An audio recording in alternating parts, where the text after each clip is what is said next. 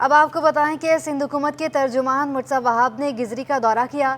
مرتضی وہاب نے مختلف ترقیاتی کاموں کا جائزہ لیا اور منصوبوں کی بروقت تکمیل کی ہدایت کی۔ ہمارے نمائندے محمد کامران ہمارے ساتھ موجود ہیں، ان سے مزید جان لیتے ہیں۔ جی کامران۔ جی بالکل، حکومت سندھ کے ترجمان مشیر قانون بیرسٹر مرتضی وہاب نے گزری کا دورہ کیا ہے۔ اس موقع پہ مرتضی وہاب نے گزری میں مختلف ترقیاتی جو کام ہیں جاری ان کا جائزہ لیا ہے، اور ساتھ ہی ساتھ انہوں نے ترقیاتی کاموں کی بروقت تکمیل کے حوالے سے انہوں نے ہدایت جاری کی ہیں۔ بیرسٹر مرتضی وہاب کا اس موقع پر کہنا تھا کہ پیپلز پارٹی نے ہمیشہ شہر کے مرتضی وہاب نے اپنے حلقہ جو گزری ہے اس میں پیپلز پارٹی کے جارے کارکنان سے تعزیتیں بھی کی ہیں، اور جارے کارکنان کے پیاروں کے انتقال پر انہوں نے دعائے مغفرت بھی کی ہے۔ کارکنان سے گفتگو کرتے ہوئے بیرسٹر مرتضی وہاب کا کہنا تھا کہ دکھ کی اس گھڑی میں وہ اپنے کارکنان کے ساتھ ہیں۔ جی ٹھیک ہے، بہت شکریہ کامران۔ جنا ٹاؤن UC7 سے پاکستان پیپلز پارٹی کے بلدیاتی امیدواروں کا کہنا ہے کہ عوام ان کو ووٹ دیں جو علاقے کا رہنے والا ہو اور مسائل حل کرنے کا اختیار بھی رکھتا ہو۔ عوام دیکھیں کون صرف باتیں کرنے والا ہے اور کون کام کرنے والا ہے۔ محمد کامران کی رپورٹ۔ کراچی میں بلدیاتی انتخابات کے لیے امیدواروں کی سرگرمیاں بڑھنے لگیں۔ پیپلز پارٹی کے امیدواران بھی اپنی مدد آپ کے تحت صبح و شام بلدیاتی اداروں کے ساتھ رابطے میں رہ کر اپنے اپنے علاقوں میں سیوریج اور گندگی کے مسائل حل کرواتے نظر آ رہے ہیں۔ جنا ٹاؤن UC7 سے پیپلز پارٹی کے وائس چیئرمین کے لیے امیدوار سلیم بھگیو اور کونسلر کے امیدوار محمد جاوید نے عوام سے اپیل کی ہے کہ وہ صرف انہیں ووٹ دیں جو ان کے مسائل حل کر سکے۔ ہماری جو پوری UC کی ٹیم ہے اور ہماری جو اعلیٰ قیادت ہے انہوں نے بھرپور ہمارا ساتھ دیا ہوا ہے، اور ہماری UC7 جنا ٹاؤن جو ہے اس پہ ہمارے سارے کونسلر ہوں، چیئرمین، وائس چیئرمین جتنے بھی ہیں وہ سب دن اور رات لگا کے لوگوں کی خدمت میں بڑھ چڑھ کر حصہ لیتے ہیں اور آگے بڑھے ہوئے۔ پیپلز پارٹی چاندنی چوک کے عہدیداروں اور امیدواروں کا کہنا تھا کہ عوامی نمائندوں کا کام صرف ووٹ حاصل کرنا نہیں، مسائل حل کرنا بھی ہے۔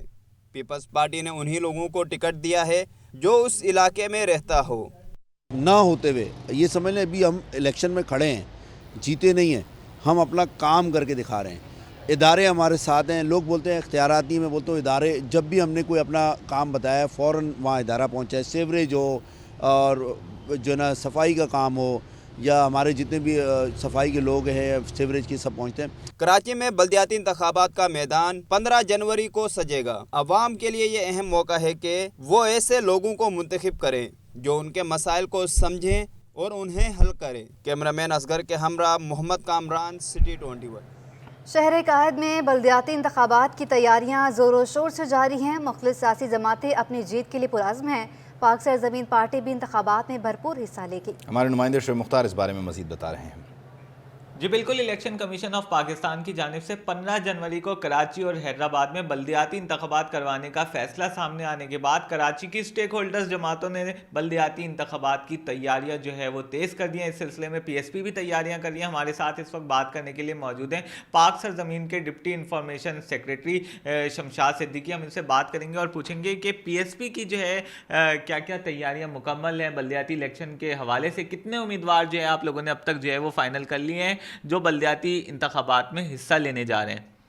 جی بسم اللہ الرحمن الرحیم۔ سب سے پہلے تو میری آپ سے اور پورے اہل کراچی سے یہی درخواست ہے کہ وہ دعا کریں کہ الیکشن ہو جائیں، اس لیے کہ جتنی ضرورت میرا خیال ہے پاکستان میں اس شہر کو ہے کسی بھی دوسری جگہ کو نہیں ہے، اور تقریباً ہر پارٹی جب آپ دیکھتے ہیں یہاں پر جلسے کرتے ہیں، میٹنگز کرتے ہیں، اور ایسے بلند و باغ دعوے ہوتے ہیں ان کے کہ ہم اتنا زبردست ایک نظام لے کے آئیں گے بلدیاتی کہ تمام شہریوں کے جو ہیں وہ مسائل حل ہو جائیں گے، لیکن میرا خیال ہے کہ جب وہ برسر اقتدار آ جاتے ہیں تو پھر اس پہ ایک قدم بھی آگے نہیں بڑھاتے ہیں۔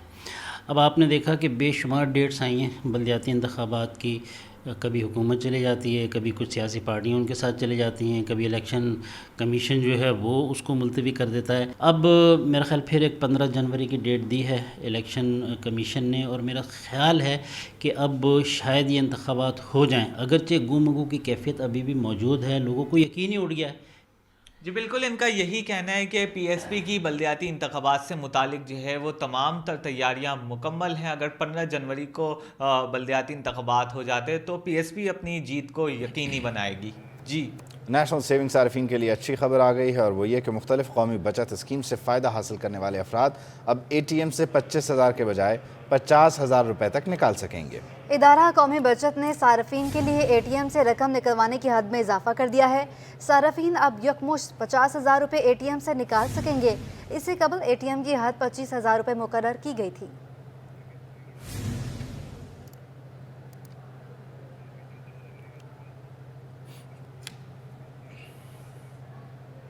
गवर्नर सिंध कामरान खान टिसौरी और एडमिनिस्ट्रेटर कराची डॉक्टर सैयद सैफुर रहमान की हिदायत पर बरसों से नज़रअंदाज कोरंगी इंडस्ट्रियल एरिया की सेंट्रल आइलैंड पर शजरकारी के फ़रोग के लिए इक़दामात का आगाज़ कर दिया गया है। रिजवान अहमद की रिपोर्ट देखिए। शहर कायद को संवारने का काम जारी। महकमा बागात बल्दिया उज़्मा कराची ने फैज़ान ग्लोबल रिलीफ फाउंडेशन के ताउन से कोरंगी 8,000 रोड की सेंट्रल आइलैंड पर शजरकारी के कामों का आगाज कर दिया है। एडमिनिस्ट्रेटर की हिदायत पे जो है हमने 8,000 रोड इंडस्ट्री एरिया में ग्रीन बेल्ट का काम का आगाज कर दिया है। इसके अंदर हमने उसकी ट्यूनिंग कर रहे हैं, कटिंग कर रहे हैं, थामले बना रहे हैं। पहले इसकी सफाई कर रहे हैं, उसके बाद इसकी कटिंग भी करवाएंगे। इनके मज़ीद थामले हैं, इनके बनवाएंगे। इनको सफाई करने के बाद ये जब थामले बन जाएंगे इनको पानी लगेगा।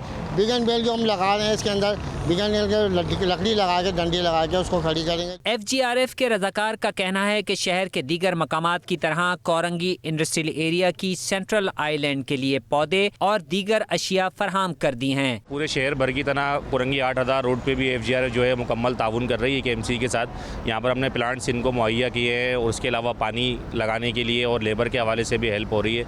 और जिस तरह पूरे शहर में काम हो रहा है अल्हम्दुलिल्लाह, इस तरह कोरंगी 8,000 रोड पे भी हम काम कर रहे हैं। कोरंगी इंडस्ट्रियल एरिया में शजरकारी की जरूरत शहर के दीगर इलाकों की निस्बत ज्यादा है, क्योंकि यहाँ फैक्ट्रियों से निकलने वाली कसाफत दीगर इलाकों की निस्बत ज्यादा है। कैमरामैन आगा रफीक के हमरा रिजवान अहमद, सिटी 21। इदारा बैनुल-अक़वामी उमूर पाकिस्तान की 75वीं सालगिरह के मौके पर PC होटल में एक कॉन्फ्रेंस का इनेकाद किया गया। चेयरपर्सन मासूमा हसन का कहना है कि इदारा बगैर किसी सियासी वाबस्तगी के हुकूमती ताउन से रिसर्च जारी रखे हुए है। वज़ीर आला सिंध का कहना है कि पाकिस्तान को इस वक्त आलमी ताउन की ज़रूरत है। तफसीलात हबीब खान की रिपोर्ट में। इदारा बैनुल-अक़वामी उमूर की 75वीं सालगिरह की तकरीब। वज़ीर आला सिंध सईद मुराद अली शाह ने तकरीब से खिताब करते हुए कहा कि इस वक्त दुनिया भर में मईशतों को चैलेंजेस का सामना है। CPEC ने चीन से जोड़ा है, मगर कश्मीर में भारतीय मज़ालिम और तालिबान के मसाइल का हमें सामना है।